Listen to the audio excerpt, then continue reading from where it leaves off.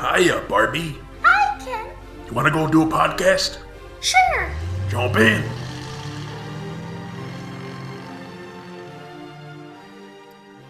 Ladies and gentlemen, Barbies and Kens, Kellys of all ages, and everyone else, welcome to Binging Barbie, a Barbie movie podcast. I'm your host, John, and with me I have my wonderful co-host. What is he? A little robot my parents made? Jay! I'm not a robot. Feisty little robot, aren't you? Anyway, for those of you joining us, we are a podcast about Barbie movies. Every week we watch one of the straight-to-DVD Barbie animated movies, and we rate its story, characters, animation, voice acting, and music to see how it stacks up. This week we'll be talking about the 15th animated Barbie movie, Barbie Presents Thumbelina. Yeah, this was released on DVD March 17, 2009. It also had a limited theatrical run, just like we discussed with the Christmas Carol. It was released by Kid Toons Films in a few theaters across the U.S. And it was directed by Conrad Helton, who previously directed the Mariposa movie, and he'll actually be a name we'll be seeing quite frequently from here on out. Mm-hmm. And this movie was written by Elise Allen with music by Eric Colvin, so they're the Fairytopia team. And yeah, this is a fairy movie of sorts, though the Thumbelina isn't technically a fairy, but she's a tiny little person who has wings. Yeah, it's kind of based on the Hans Christian Andersen story of the same name. The original is about Thumbelina, who is trying to survive in the big world and dodging marriages to toads and moles. As you do. There is almost none of that in this movie. Or I should say, there is none of that in this movie. This is a very different, very, very loose adaptation. Correct. I don't think marriage is even mentioned. No, this is more like all the environmental movies that we had in the 2000s. Yeah, especially the late 2000s, there are a lot. This actually came out the same year as Avatar, and it's interesting how many sort of similarities there are. But this is sort of a trend at that time. We also have B-Movie was coming out at around that time, WALL-E, Ant Bully, Secret World of Arrietty, The Lorax, and then also some live-action movies like Evan Almighty and Arthur and the Invisibles. So these are all kind of these movies that are doing sort of this environmental theme. Or feature short people. Yeah, and even something like B-Movie has a lot of similarities to Thumbelina just by the fact that it is an environmentally minded movie about... There's also the Smurfs that came out in 2011. Oh, yeah. It's not so much environmental, but there's a similar idea. Yeah, the whole tiny people surviving in the big world. This one, there isn't a ton of, survival involved. There was in the beginning, but then they figured it out. Yeah, it's much more about sort of the environmental themes. And so the basic plot, this is once again we have a framing narrative, but this time rather than Kelly, we have a group of kids who Barbie is taking to plant some trees. And one of them, named Emma, picks out a small little tree with blue leaves. And the other kids are laughing at her like, oh, that tree's never going to amount to anything. So Barbie tells them this story about how even sort of the small things you underestimate can make a big change.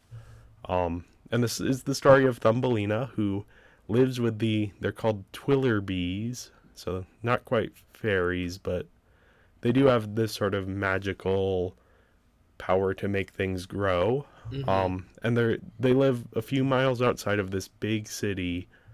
And one day people show up with plans to bulldoze the entire area and build a factory. Thumbelina and her friends hide in a flower patch, which just so happens to be chosen by McKenna, the daughter of the wealthy couple building the factory. And they end up in McKenna's bedroom. And McKenna obviously finds them, though they are able to escape. But Thumbelina decides to stay behind and convince McKenna to help them stop the construction project. And this is where we get into this sort of McKenna agrees to it, but she's not really all that committed to it. Meanwhile, the Twillerbees back at home are trying to sabotage this construction by sort of growing vines through the construction equipment and sabotaging everything. Thumbelina realizes that McKenna isn't really gonna fulfill her end of the deal, so she leaves, but McKenna at the same time realizes that her so-called friends aren't really being friendly, so she sort of tells them to leave and then rides on her bike to find Thumbelina, and the two hatch a scheme to convince McKenna's parents to stop the construction. It ends up that Thumbelina has to reveal herself to the parents, but the parents are like, okay, fine, we'll stop the construction, and McKenna rides her bike to stop it, and then the Twillerbees are so thankful that they let McKenna's parents and McKenna watch the birth of the Twiller babies. Yeah. This apparently super important ritual. That's kind of the... And then the parents decide to turn this area into a nature reserve, and... Plot twist. Barbie knows Thumbelina, and that they're actually real. Yeah. The camera sort of pulls back on this framing narrative and reveals that Thumbelina has been watching all along, and then Thumbelina helps this little small tree that Emma chose out grow, and that's kind of the end of things. That's the biggest plot twist of this entire film. Which is the most shocking thing. It's like, what? I must know. How does she know the story? How did this happen? How do they meet? I need that film. Because it is interesting, because a lot of the other movies, like the framing narrative, there will be implications that, like, in Christmas Carol, it's kind of implied that the Barbie character is descended from the Scrooge character. Mm-hmm. But in this one, no, they're just directly like, oh yeah, there's Thumbelina chilling. This entire story happened within the Barbie world, not just a story Barbie made up. But just looking at this simplification of the story, it's not a bad story. It's just so commonly used. It has some good themes and good ideas.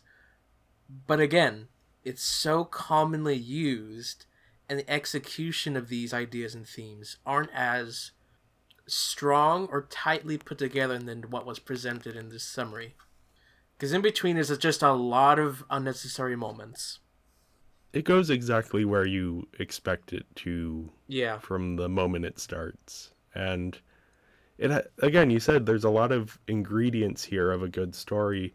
I think for me the problem is I just didn't connect at all with the characters.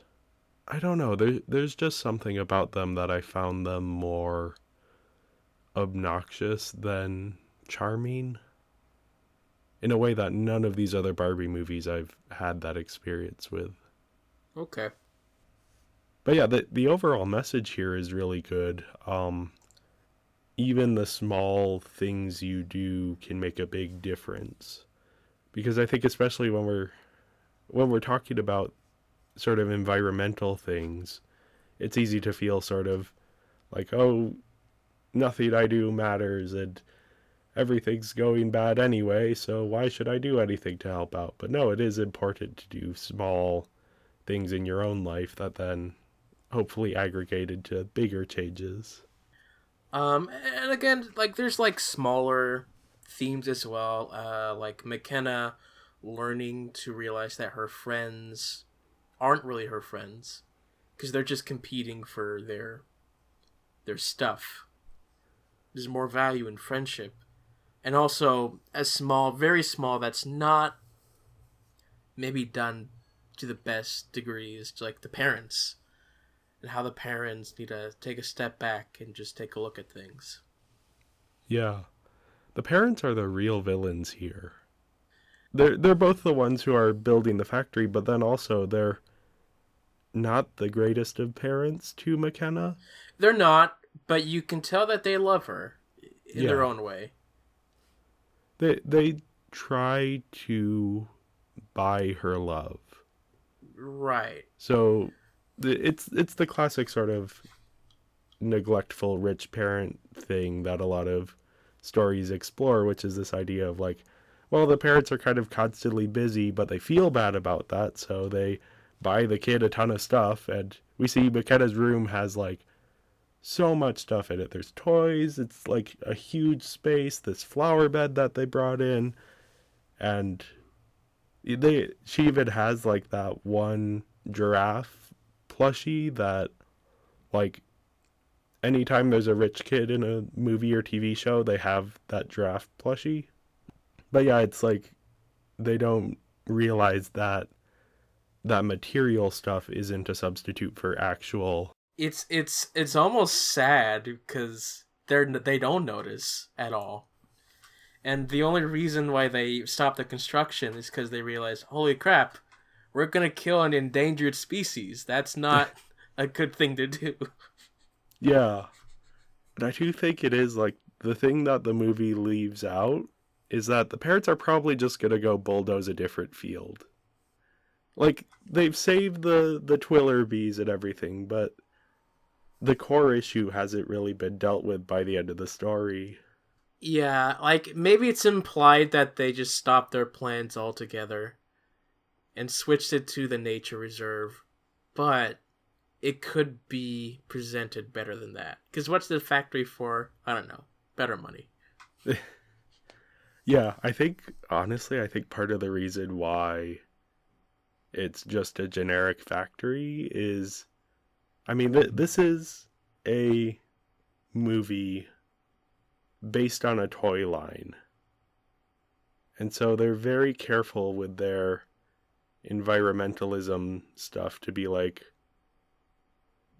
they never highlight even pollution as a thing, which is obviously like the creation of plastic and then plastic being thrown out and not properly disposed of. Those are huge deals with pollution.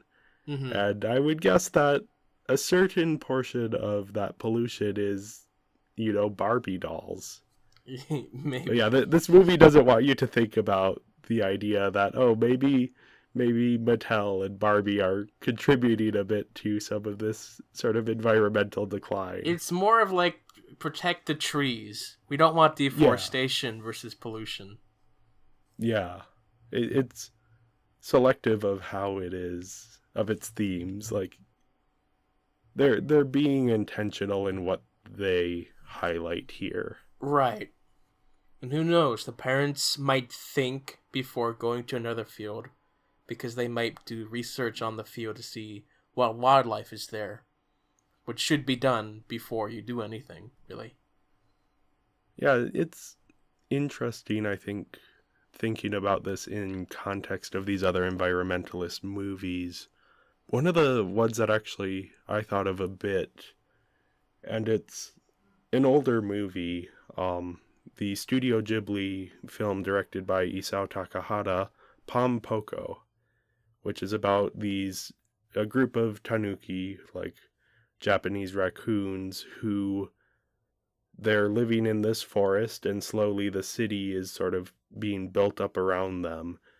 And so they try and rebel against this urbanization in their own sort of like magical tanuki ways. So like they organize a bunch of spirits and have a spirit parade through the city to try and scare everyone. That doesn't work. And then they're like sabotaging construction equipment. So the whole part with the Twillerbees reminded me of Pom Poko. But what's interesting about Pom Poko that Thumbelina doesn't have is that Pom Poko doesn't have a happy ending because the story that they are telling doesn't have a happy ending. Urbanization doesn't just stop, it keeps going, and so it ends with these tanuki just living in smaller and smaller parks within the city. It's a sad ending, but it is also a kid's movie. So, I don't know. I feel like other movies have done what this movie is trying to do more complexly. For sure. And plus, it's at this point in time, this is a story that's been done so many that there's not many options left to make it interesting. It really feels like this was a rushed film. Yeah, I think even the animation quality, which we'll get to later. Yeah, it's half and half for animation. Yeah. It's a shame because I think this could have been a much better story. Yeah, it probably was just some analytical person saw that this environment story was a trend, and they're like, you know what, we gotta do this. Let's hop on the bandwagon, and then they make their own film. Yeah, that wouldn't surprise me if that's kind of the motivation. Wall-E had come out the year before this, which that was a huge deal. And yeah, as we were saying, there's a lot of these movies coming out at this time. And there's even like a certain sort of prestige, sort of brand-wise, of being like, oh yeah, we made our environmental movie, our important movie. Every brand has one of these episodes or films. Yeah, the sort of like, this is our big message. They aren't being subtle about it because they want to make sure the kids understand it. Sure. But then they're maybe missing some of the nuance of the situation. And yeah, so looking at the story, I gave it a 2.8, which is it's the same score I gave Diamond Castle. Okay. Diamond Castle, I think, just didn't have a strong story, where this one had a little structure of a story, but not great execution. So they balance each other out. Yeah, I gave it a 2 out of 5. Again, I think if I were more invested in the characters, I think this story would have hit me more. Because it has all of those building blocks. It has character arcs, it has setup and payoff, it has sort of an interesting third act. But it just never came together for me. And then I think also this as a message movie, you have to evaluate how well it sort of pulls off the message it's trying to tell. And there are so many movies I would suggest above this as good movies about environmentalism. Yeah. This would not be my first choice. Well, while I appreciate what it's doing, I think it could have been better executed. Yeah. On to the characters. Again, I found them pretty uncompelling in a way that brings everyone... They're the most basic characters you can have. They fill their role, and that's it. Thumbelina, she's Tinkerbell, but with no flaws. And I mean Tinkerbell from the Tinkerbell movies, which were also coming out around this time, where in those movies it's sort of like Tinkerbell is a fairy with a good heart, but she's a bit of a klutz. That's what makes those movies interesting, is it's like, okay, how's Tinkerbell gonna mess things up, and then how is she gonna fix them? Whereas Thumbelina, she never messes up. She's just kind of like the perfect character who always does the right thing. She's just there to be someone to aspire to, I guess. She's the toy, essentially. We want you to buy her toy, and we don't want our main toy, to have flaws. That's kind of the way to look at this, really. Yeah. And that has worked for some of these other Barbie movies where the plot is more interesting, or where we have more interesting side characters. And I do think we do have more interesting side characters here in Thumbelina. But yeah, Thumbelina herself is just kind of odd. I will say it is interesting, though, that she is our first protagonist in one of these Barbie movies that is not Barbie. That's not specifically designed to be Barbie, yeah. Yeah. And not played by Kelly Sheridan, and doesn't have the same model or anything. I think even the dolls are differently designed. So that's at least a little bit interesting, but I'm not going to give the characters too many extra points for that. Yeah, I don't hate Thumbelina. She's just, again, she plays her role of being the one who moves the plot along and is the hero with little flaw. Yep. Now, the character with more flaws is McKenna, Mm-hmm. who she's actually kind of interesting. Kind of. I like her arc, and I wish it were part of a better movie, because she starts out as this sort of spoiled rich kid, but we very quickly see that there's more going on there, that she wants to have this connection with her parents, but her parents are always busy, and she wants to have friends, but the friends she has are like just flat out mean, and their friendship is based entirely on this sort of one-upsmanship of like, Possessions. oh yeah, well you have this designer handbag, well I have this designer dress, and very materialistic. Yeah, the type of thing that children would do. Yeah, and it's interesting. I mean, this is where, as a Barbie movie, this kind of goes against the Barbie sort of brand image, is that, like, it's about how this sort of materialism is bad for friendship. Mm-hmm. Because Mattel would probably love if the little girls buying Barbie dolls based on this movie were like, oh, well, I have the better one. I have the better dress. But no, the movie's just like, no, that's a bad thing. And that friendship isn't about material possessions. It's about this connection and this mutual respect and love.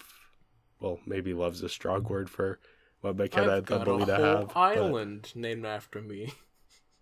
And that's such an empty thing as well when you think about it. And again, I love McKenna's arc here because she does grow. And she does grow beyond these things. But, I mean, we've seen a better version of this same arc in Mariposa, where we had these spoiled rich characters who realize that they've been in the wrong and have to grow beyond it. And I don't know if their arc is better in that movie, but I do think Mariposa is a better movie overall. So the arc stands out a bit more than in here. Next up we have Thumbelina's two friends, Chrysella and Janessa. Yes, the two pony characters, really. Yeah, they're very like standard issue sidekicks. Mm-hmm. There's the shy, reserved one. Well, not really shy, but like there's the one who... The cowardly one. Yes, that's a good word. And then the brave, bold, energetic, hyper one. But also kind of a little like ditzy. That might be a bad word for it. But like, you know, not nearly the same level of intelligence as the rest of the characters. Right. And I mean, it's a classic sidekick dynamic because it's interesting to see how they connect and how they conflict throughout the movie. I don't know, it just doesn't amount to anything. I found it more annoying and distracting than interesting here. Yeah, you said it's similar to My Little Pony's characters. Well, I say that because of the voice actors. They're the two big names in ponies doing similar voices that you'd see later on in ponies. So it's just those are my pony characters in this film. Yeah, that's kind of the vibe I got from them. Mm-hmm. Having seen a single episode of My Little Pony, I could tell, like, okay, yeah, I don't know if these specific voice actors are in My Little Pony, though it sounds like they are, but they're definitely going for that manic energy. And yeah, I don't know, I'm not a huge fan of that manic energy in general, but here it just didn't ever amount to anything. No, because they were just gone from the film for a bit, because they were off on their own side adventure that we didn't see a whole lot of. Yeah, and I do like this whole sabotaging the construction equipment thing. That was fine. I was hoping that they bury the equipment. Yeah, there were so many better ways to sabotage the equipment. Having overgrown in the engines, that's great. Keep doing that, because that's actually quite effective than just taking off the wheels, because that takes less time to put back together. They have so much power and aren't really using that power quite as effectively. I get they're trying to show different ways to sabotage, but they should just keep the effective one.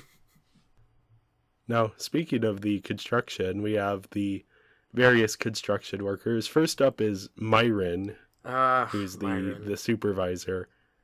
He's fun. No, he's not. I think partially because everyone around him is so bland. He's the only character I didn't like in this film.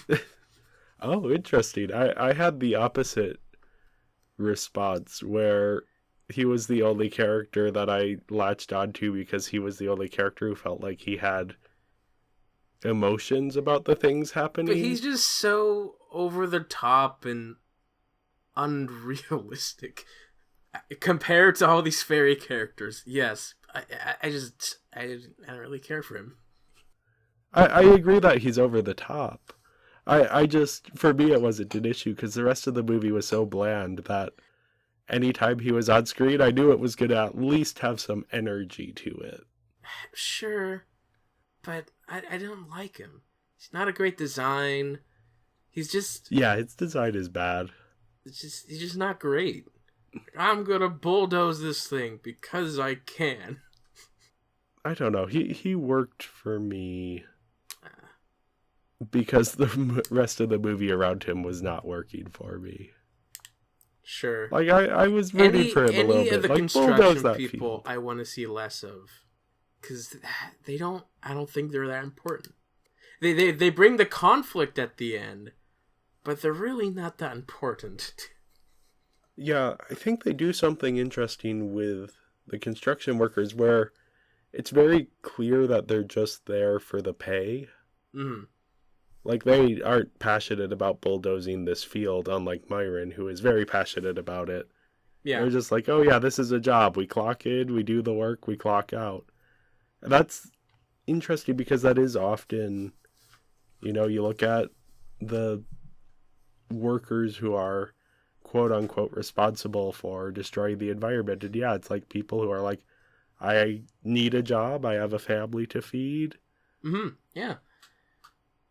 And I'm fine with those characters because I can believe those characters. They're there for a job. But Myron, I don't know why I don't think we needed to turn him into the antagonist. Just have him stay as the supervisor, being like, we have a job to do. Less of, we're gonna bulldoze this thing no matter what. Yeah, I like that he goes so over the top. I don't. But yeah, it is a very odd thing with how they treat the rest of the workers. Because I don't believe it, and it's just every third act has the same character with this type of story. And it's just to copy paste with little interest put into this character. That was actually one of the connections I made between this and Avatar, which again came out the same year.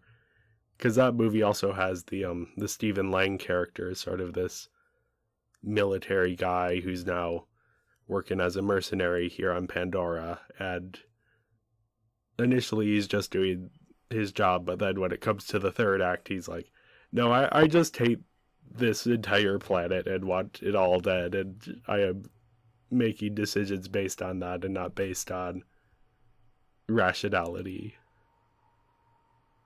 And yeah, I don't know, I found Myron interesting. The other construction workers, like, even though I sympathize with them, they take up way too much screen time. They do.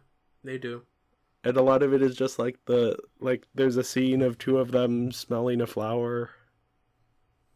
It's the same scene each time with them. Yeah. They show up to do work. Oh, flowers are fighting back. Oh, guess we're not going to work today.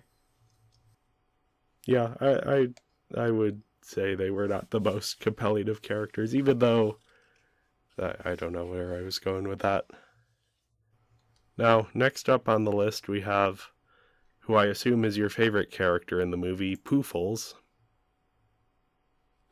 Poofles serves the same as the cat from Christmas Carol, who's just there for comedic relief. Which the cat for Christmas Carol had a cameo here. Yeah, they did. They should really stop animating the animals as if they're people. Because the facial expressions don't work. It's like, why do we need this dog to look evil? I don't know. I like that Thumbelina starts using the dog as a mode of transportation. Yep, that's a good touch.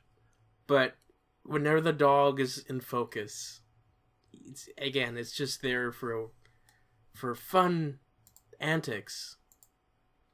Yeah. I have one note on Poofles. Kill him with fire. Get him out of this movie. That's maybe a bit strong, but... Yeah, I'd rather save that note for the cat, but... Yeah. There's a scene where Poofles is chasing the fairies and jumping on a balcony, and I was like, you know what, if he fell off that balcony and was no longer in this movie, I wouldn't be too sad. That's dangerous. Why are you letting your dog do that? That's so dangerous.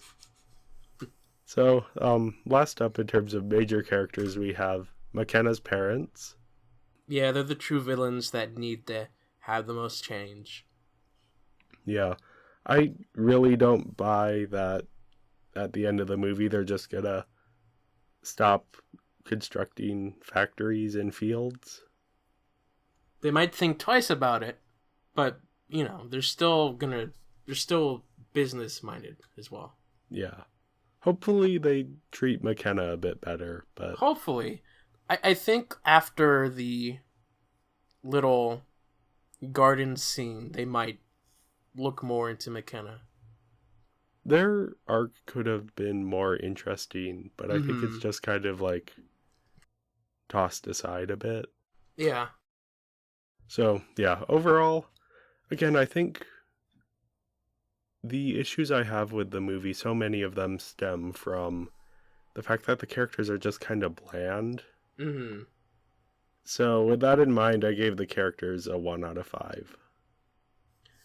Because of that, I gave it a 2.5.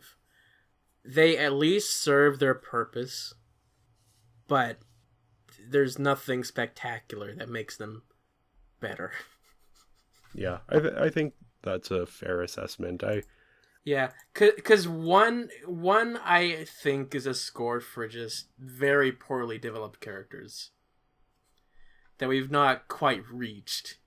Yeah, we'll see if I regret this score down the line. I stand by it now.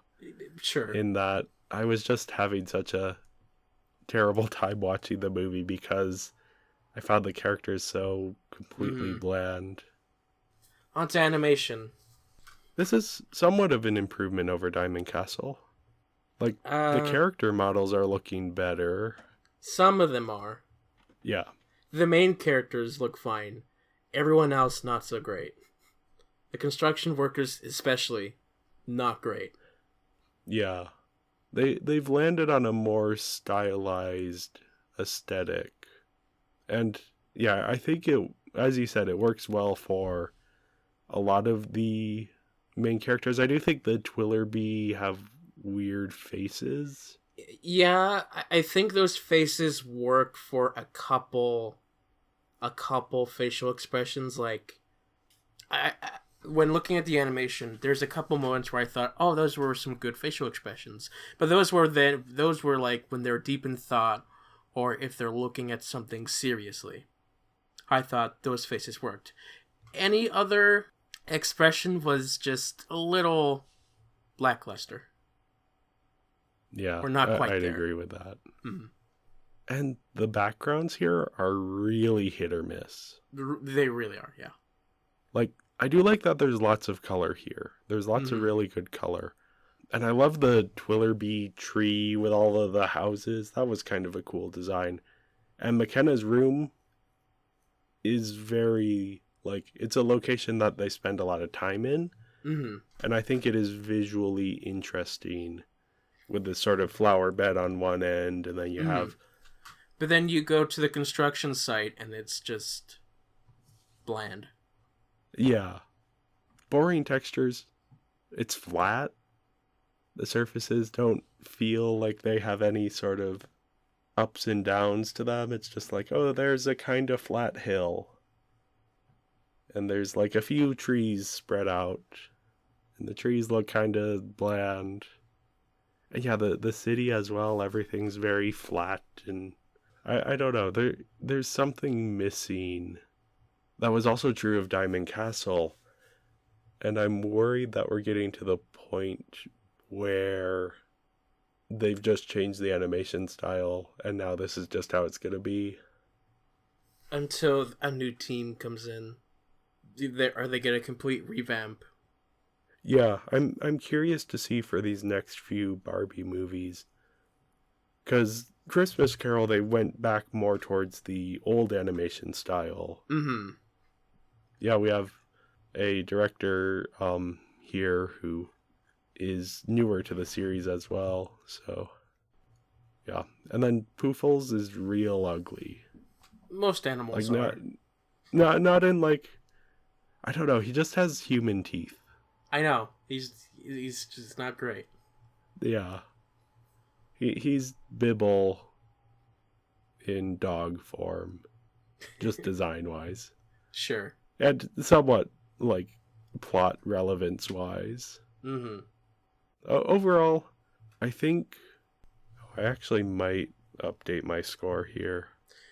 Yeah, I gave it a 3 because this is a completely different animation style. It works, but there's a lot of just very bland designs that are just more bland than we've seen before, which is disappointing. Yeah, I originally had a 3, but I'm actually bumping down my score to a 2.5. Oh, well, I'm not that crazy. Yeah, I don't know. There's just something about it that, talking it through, I'm just like, oh yeah, I liked parts of it, but I don't know if I could give it more than 50% for what it is. We'll see down the road if I regret giving this movie such low scores, but I don't know. I think for now I can justify it. On to voice acting, though. I think the voice acting is passable. It's fine. It does what it needs to do. There's not any performance that really stands out. They do their job, and that's that. That's how it is with a lot of these films, but this one specifically, there's not a lot of that stands out. Yeah, for me, it did kind of stand out because of the Twillerbees. And it's, again, we talked about this sort of vocal quality that, the characters in My Little Pony have. And it's very common for kids' animated stuff. This sort of very manic, almost high-pitched voice, sort of over-exaggerating. It's also even the way sometimes adults will talk to kids. Yeah, over-exaggerated and over-emphasizing things. And I don't know, I found it very difficult to watch. Yeah, I found a lot of and I'm not going to put that on the voice actors, because I think that's just the direction of where they wanted the voices to go. Whoever was in charge of directing that. But yeah, I was not particularly impressed with the voices here. I do think we have a lot of new voices this time around as well. Yeah. Also, just thinking of the timeline here, this came out in 2009. the next year, that's when My Little Pony comes out. And so I'm wondering if, like, we'll see less and less of those voice actors because they'll be busy working on the show. And I should say, like, the voices they're doing here, which are common for kids' animated cartoons, like, sometimes it bothers me and sometimes it doesn't. I think something about having the human characters makes it a little more egregious.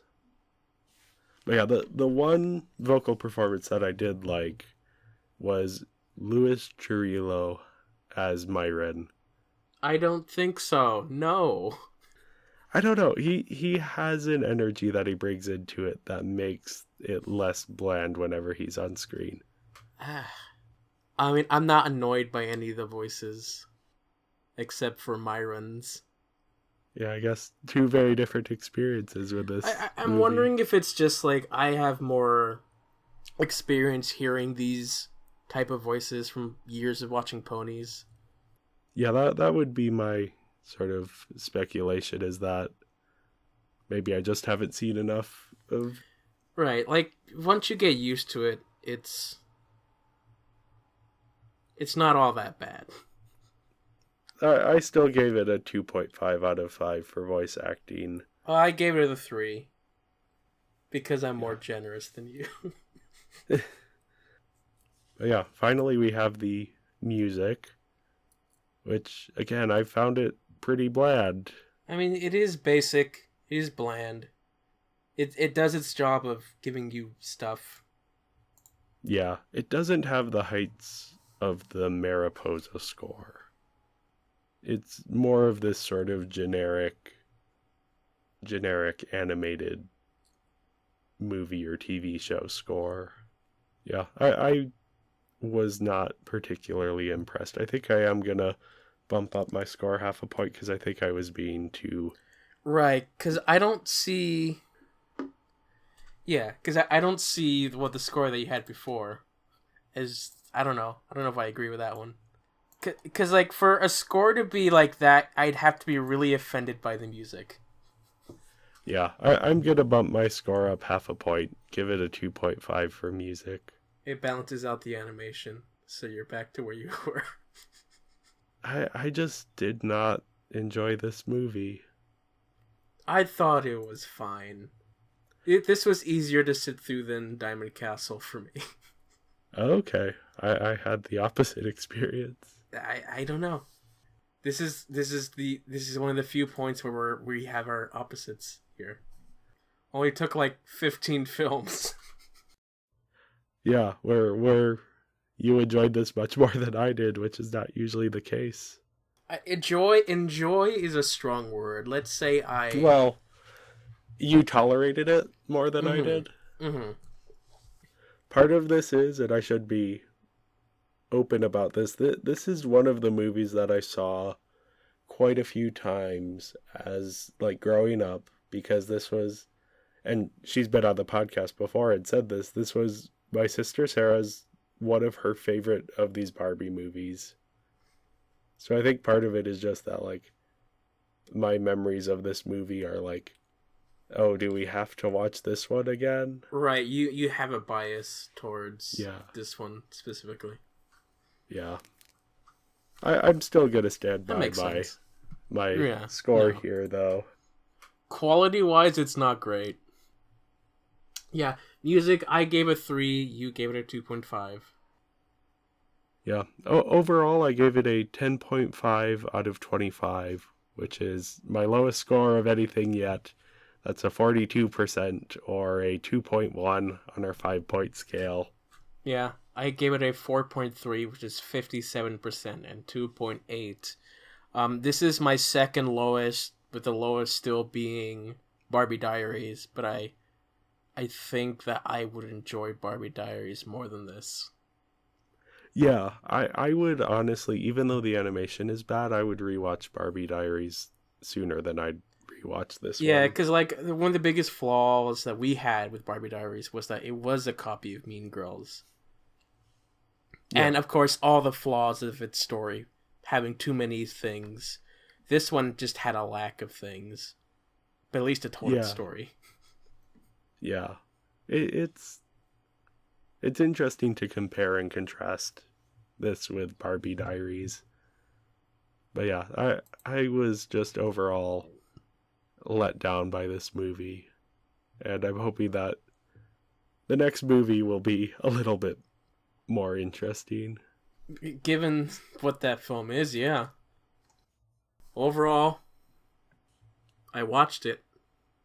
I didn't have any positive or overwhelmingly negative thoughts. There you go. I do have to say, it's pretty bad that James Cameron watched Thumbelina, and he's, cramming for his Avatar release date, and he goes, oh, maybe I can just, snatch a few elements from there. That should be fine. In 6 months, obviously. Yes, I'll have yes, much obviously. better animation than this film. Much better animation, a much better story, much better characters. That will hold up 10 years from now. Yeah. Versus, cinematic masterpiece, Barbie presents Thumbelina. Yeah, very cinematic. Very masterpiece. Yes, it was released in theaters, so it is technically cinematic. Technically it is. But anyway, thank you everyone for listening. Make sure to follow us on social media. We're Binging Barbie Podcast on Instagram, at Binging Barbie on Twitter, and Binging Barbie, a Barbie movie podcast on Letterboxd, where you can find an up-to-date list of our Barbie movie rankings. Join us next week for our discussion of Barbie and the Three Musketeers. Yo-ho. Yeah, I'm looking forward to this one. I'm intrigued how they're gonna do this.